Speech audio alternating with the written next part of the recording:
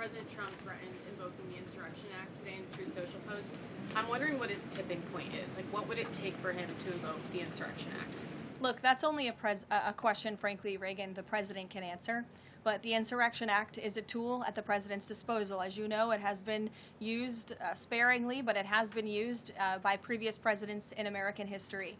And I think the president's Truth Social post spoke very loud and clear to Democrats across this country, elected officials who are using their platforms to encourage violence against federal law enforcement officers, who are encouraging left-wing agitators to unlawfully obstruct legitimate law enforcement operations. And if you talk to any law enforcement officer, no matter what level they work at, they want to be working with their counterparts, whether that's at the federal level or the federal authorities wanting to work with their counterparts at the state and local level. And it's truly shameful that now for more than a year, you've had elected Democrat governors and mayors who have basically held their state and local law enforcement hostage and told them, you cannot cooperate with federal law enforcement. Why?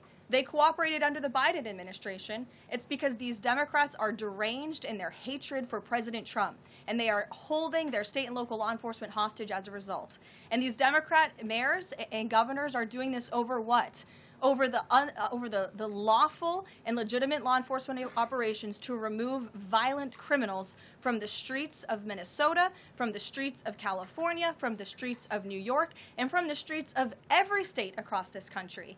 And you don't see these riots and this vandalism taking place in states like Florida. Why? Because you have a governor in that state who has empowered federal and local authorities to work together. And it's despicable what we're seeing from these Democrat politicians, especially in sanctuary states and cities across the country. Wait just a second. We have one more thing to share. We want to say a heartfelt thank you for watching and supporting PBS News. Without you, we simply wouldn't be able to provide the news and the information that you trust. So thank you from everybody here at PBS News.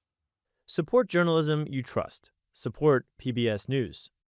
Donate now, or even better, start a monthly contribution today.